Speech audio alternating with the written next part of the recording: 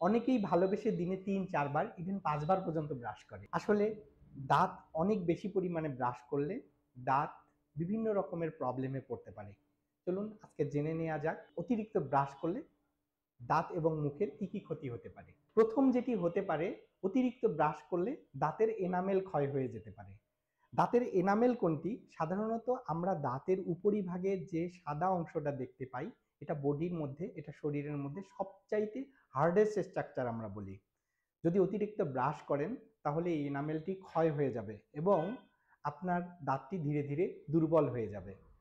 দ্বিতীয়ত যেটা হতে পারে সেটি হচ্ছে দাঁতের সংবেদনশীলতা, দাঁতের সেন্সিটিভনেস। যদি অতিরিক্ত পরিমাণে ব্রাশ করেন তাহলে দাঁতের এনামেলটা ক্ষয় হয়ে যাওয়ার পর কিনা যে স্তরটি দাঁতের বের হবে এটি ডেন্টিন অংশ। এই ডেন্টিন যদি আপনার কোনো কারণে এক্সপোজ হয়ে যায় তাহলে আপনার দাঁত ঠান্ডা গরম যে কোনো কিছু খাবারে শিরশির অনুভূত হবে, অনেক সংবেদনশীল হবে। ৩ নম্বরে যেটি হতে পারে, আপনি যদি বেশি বেশি ব্রাশ করেন তাহলে আপনার মাড়িতে এক রকমের রিসেশন দেখা যায়, যেটাকে আমরা গাম রিসেশন বলি।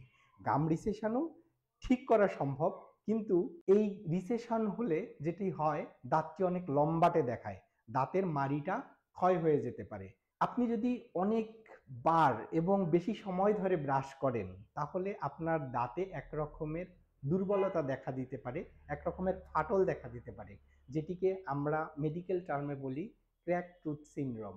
এই ক্র্যাক টুথ সিনড্রোমে যেটি হয়, দাঁতটি অনেক পরিমাণে ফাটল দেখা দেয় এবং দাঁতটি ধীরে ধীরে ক্ষয় হয়ে যায় এবং দাঁতটি ধীরে ধীরে নষ্ট হয়ে যায়। তাহলে সঠিক নিয়মে কিভাবে ব্রাশ করতে হবে? হ্যাঁ, আমি এই বিষয় নিয়ে একটা বিশদ ভিডিও তৈরি করেছি, এই চ্যানেলেই আপনি পাবেন, লিঙ্ক ডিসক্রিপশন বক্সে দেওয়া থাকবে, আপনি চাইলে ভিডিওটি দেখে নিতে পারেন। তারপরেও যদি আমি সংক্ষিপ্তভাবে বলি তাহলে আপনি সফট ব্রিসলযুক্ত ব্রাশ ব্যবহার করবেন। দিনে ২ বারের বেশি ব্রাশ করা যাবে না, আমরা সাধারণত বলি সকালে নাস্তার পর এবং রাতে ঘুমানোর আগে ব্রাশ করতে হবে এবং ব্রাশটা হতে হবে সফট ব্রিসলযুক্ত ব্রাশ।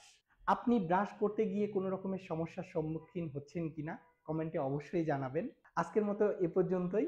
দেখা হচ্ছে নতুন কোনো ভিডিওতে নতুন কোনো টপিক নিয়ে। সে সময়ের জন্য ভালো থাকবেন, সুস্থ থাকবেন, নিজের দাঁতের যত্ন নেবেন, পরিবারের সবার দাঁতের যত্ন নিতে উৎসাহিত করবেন। আসসালামু আলাইকুম।